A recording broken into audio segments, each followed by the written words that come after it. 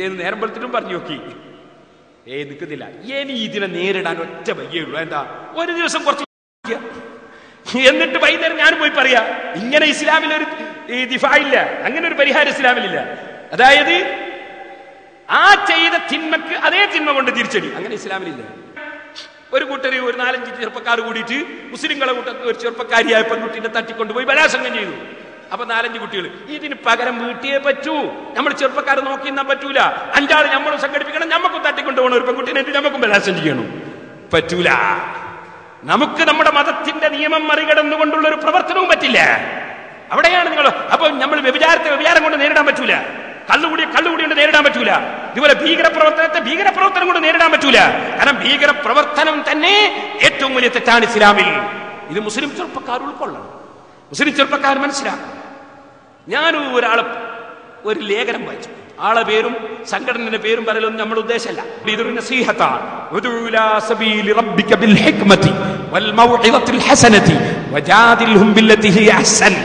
പരിശുദ്ധ ഖുർആന്റെ നിർദ്ദേശം വളരെ ശാസ്ത്രീയമായി, വളരെ യുക്തിപരമായി, വളരെ തെളിവിന്റെ അടിസ്ഥാനത്തിൽ കാര്യം മനസ്സിലാക്കി കൊടുത്തുകൊണ്ട് ഇസ്ലാമിലേക്ക് ക്ഷണിക്കണമെന്നാണ്. ആ പ്രബോധന പ്രവർത്തനമാണ് പണ്ഡിതന്മാർ ചെയ്യുന്നത്.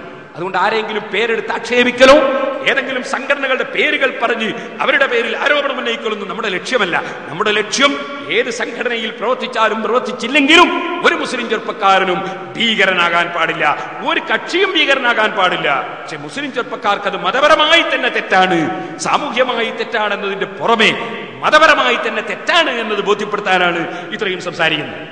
നിങ്ങൾ മനസ്സിലാക്കണം. ഒരാളെ ലേഖനം കണ്ടില്ല, ആ ലേഖനത്തിൽ അദ്ദേഹം പറയുന്നത് എന്താണ്? അദ്ദേഹം പറയുന്നത് അധികാര ദുർമോഹികൾ തങ്ങൾക്ക് തടസ്സമാകുന്നവരെ തീവ്രവാദികളാക്കുന്നത് ചരിത്രത്തിന്റെ തുടർച്ചയാണ്. ശരിയായിരിക്കാം, അങ്ങനെ അധികാര ദുർമോഹികൾ അവരുടെ ഇഷ്ടത്തിന് നിൽക്കാത്തവരെ തീവ്രവാദികളാക്കാൻ ശ്രമിക്കുന്നുണ്ടായിരിക്കാം, അതില്ലെന്ന് നമ്മൾ പറയുന്നില്ല. ഫലസ്തീനിൽ സ്വന്തം രാജ്യം നഷ്ടപ്പെട്ടു പോയ അവിടെയുള്ള മുസ്ലിങ്ങൾ അവരുടെ രാജ്യം അവർക്ക് ലഭിക്കണമെന്ന് പറയുന്നത് തീവ്രവാദമായി കാണുന്ന ചിലരുണ്ടാകാം. നമ്മൾ അതിനോട് യോജിക്കില്ല. അതേസമയം നിങ്ങൾ ഓർക്കണം, അമേരിക്കയിൽ ഒരു സെപ്റ്റംബർ 11 പ്ലെയിനുകൾ തട്ടിക്കൊണ്ടുപോയി പെന്റഗൺ തകർത്തു, അതുപോലെ ട്രേഡ് സെന്റർ തകർത്തു. ഞാൻ അന്ന് അമേരിക്കയിൽ ചെയ്ത് തെറ്റാണെന്ന് പ്രസംഗിച്ചു. പ്രസംഗമൊക്കെ കഴിഞ്ഞ് അങ്ങനെ ദ്വായൊക്കെ കഴിഞ്ഞ് ഇറങ്ങിപ്പോകുമ്പോ ഒരു ചെറുപ്പക്കാരൻ വന്നിട്ട് എന്നോട്, ഉസ്താദേ, ഇതിനെതിരായിട്ട് നിങ്ങൾ മാത്രമേ പ്രസംഗിക്കൂ എന്നാണ് എൻ്റെ അഭിപ്രായം. കാരണം അമേരിക്കക്ക് അങ്ങനെ കിട്ടണമെന്ന് പറഞ്ഞു. ഞാൻ ചോദിച്ചു, അവിടെ ഈ അമേരിക്കയിൽ കൊണ്ടുപോയി തകർത്തിട്ടുള്ള 4 പ്ലെയിനുകൾ, ആ പ്ലെയിനിലെ യാത്രക്കാർ എന്ത് തെറ്റ് ചെയ്തു? എന്തിന്റെ പേരിലാണ് ആ യാത്രക്കാരെ കൊന്നത്? ഒന്ന്. രണ്ടാമതായി, ട്രേഡ് സെന്ററിലെയും പെന്റഗണിലെയും അവിടെ ഇരിക്കുന്ന ഉദ്യോഗസ്ഥന്മാരും അവിടെ വന്നെത്തിയിട്ടുള്ള സാധാരണക്കാരും അവരെന്ത് തെറ്റ് ചെയ്തു? അവരെ എന്തിന് വധിച്ചു?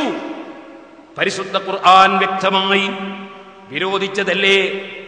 ഓ ജനങ്ങളെ, ഖുർആൻ പറഞ്ഞില്ലേ, യാ അയ്യുഹല്ലദീന ആമനൂ, ഓ സത്യവിശ്വാസികളെ, കൂനൂ ഖവ്വാമീന ലില്ലാഹി ശുഹദാഅ ബിൽ ഖിസ്ത്, നിങ്ങൾ നീതിക്ക് സാക്ഷികളാകണം, അല്ലാഹുവിന് വേണ്ടി നിന്ന് പോരുന്നവരാകണം.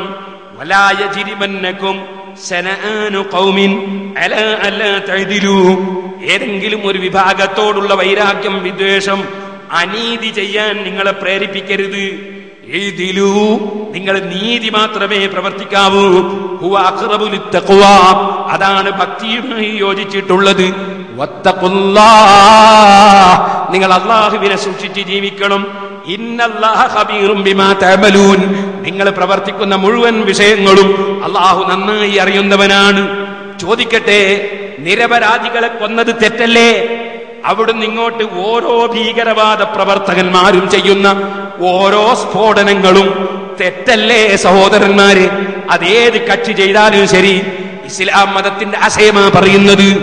സുബ്ഹാനല്ലാഹ്, ചെറിയ പിഞ്ചുകുട്ടിയെ ബോംബെറിഞ്ഞ് പ്രതിയായ മനുഷ്യൻ വിധി വരുന്നതിന് മുമ്പ് തന്നെ ബോംബ് നിർമ്മാണത്തിനിടയിൽ ബോംബ് പൊട്ടിത്തെറിച്ച് കൊല്ലപ്പെട്ടു എന്നാണ് ഇന്നലെയും ഞാനും വാർത്തകളിൽ വായിക്കുന്നത്. സുബ്ഹാനല്ലാഹ്. മതമുണ്ടോ ഭീകരവാദികൾക്ക്, ഭീകരപ്രവർത്തകന്മാർക്ക്? അവർക്കുണ്ടോ മതം? അതിനേതെങ്കിലും മതത്തെ പഴിക്കുന്നത് ശരിയല്ലല്ലോ.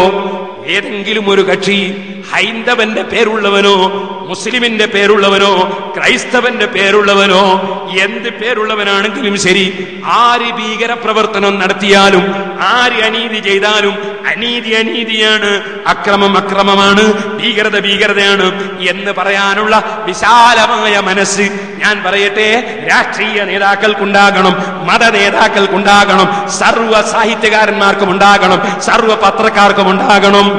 ഏതെങ്കിലും ഒരു വിഭാഗം ഒരു പക്ഷേ അവർ അംഗസംഖ്യ കൊണ്ടോ അല്ലെങ്കിൽ മറ്റ് സംഖ്യകളെ കൊണ്ടോ അല്ലെങ്കിൽ പണം കൊണ്ടോ അവരൽപ്പം ശോഷിച്ചവരാണെങ്കിൽ അവർ ചെയ്യുന്നതെല്ലാം, അവരുടെ പേരിൽ വരുന്നതെല്ലാം വലിയ തെറ്റുകളായി ഉയർത്തിപ്പിടിക്കുകയും അല്ലാത്തത് തീരെ ഒന്നുമല്ലാതെ കാണുകയും ചെയ്യുന്ന സാഹചര്യം അതിവിടെ ഭീകരത വളർത്താനേ ഉപകരിക്കൂ.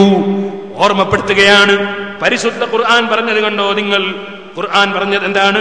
നിങ്ങൾ ഒരാളോടുമുള്ള ദ്വേഷം, അനീതി ചെയ്യാൻ നിങ്ങളെ പ്രേരിപ്പിക്കരുത്. നീതി മാത്രമേ പ്രവർത്തിക്കാവൂ. ഒരിക്കലും അനീതി ചെയ്യാൻ പ്രേരിപ്പിക്കരുത്. വളരെ വേദനയോടെ പറയാണ്. എന്റെ ചെറുപ്പത്തിലൊന്നും കള്ളുടിക്കുന്ന മുസ്ലിമീങ്ങൾ ഉണ്ട് എന്നുള്ളത് അങ്ങനെ കാണാറില്ല. എന്റെ നാട്ടിലൊന്നും ഒറ്റയുണ്ടായിരുന്നില്ല, ഇപ്പൊ ഉണ്ടോന്ന് എനിക്കറിയില്ല. അതുപോലെ മുസ്ലിം പെൺകുട്ടികൾ അന്യന്റെ പിന്നാലെ ഇറങ്ങിപ്പോകുന്ന ഏർപ്പാട് എന്റെ ചെറുപ്പക്കാലത്തൊന്നും ഉണ്ടായിരുന്നില്ല. ഇപ്പൊ എന്തെല്ലാം പരിപാടി പെൺകുട്ടികളൊക്കെ ചിലപ്പോൾ ഓരോരുത്തരുടെ പിന്നാലെ ഇറങ്ങിപ്പോവുക. അതുപോലെ കള്ളുകൂടി ധാരാളമായി നടക്കുകയാണ്, കൊല നടക്കുകയാണ്. മുമ്പില്ലാത്ത പല തെറ്റുകളും ഇപ്പോൾ പലരും ചെയ്തുകൊണ്ടിരിക്കുകയാണ്. ഇതുപോലെ എന്റെ ചെറുപ്പത്തിൽ മുസ്ലിം നേതാക്കൾ പ്രസംഗിക്കുന്ന പ്രസംഗങ്ങളിൽ ഇപ്പോൾ എന്റെ സദസ്സിലിരിക്കുന്ന ചെറുപ്പക്കാരായ കുട്ടികളെ പോലെ ഞാൻ ഇരുന്ന് കേൾക്കുന്ന ഒരു കാലമുണ്ട്. അന്ന് മുസ്ലിം നേതാക്കന്മാരുടെ പ്രസംഗം ഞാൻ കേൾക്കാറുണ്ട്. ഞങ്ങളെ സമുദായത്തിൽ ഒരൊറ്റ തീവ്രവാദിയെ ചൂണ്ടിക്കാണിക്കാൻ കഴിയും ഞങ്ങളെ സമുദായത്തിന്റെ പേരിൽ നിന്ന് നേതാക്കന്മാർ പ്രസംഗിക്കുന്നത് ഞാൻ കേട്ടിരുന്നു. എന്താ കാരണം എന്ന് ചോദിക്കുകയാണ്. ഞങ്ങളുടെ സമുദായത്തിൽ കുമരനാരായണനുണ്ടോ ചോദിക്കുകയാണ്. ഞങ്ങളെ സമുദായത്തിൽ പ്രധാനമന്ത്രിയെ വെടിവെക്കുന്ന ആളുകളുണ്ടോ? അന്നത്തെ കാലത്ത് ചോദ്യമാണ്.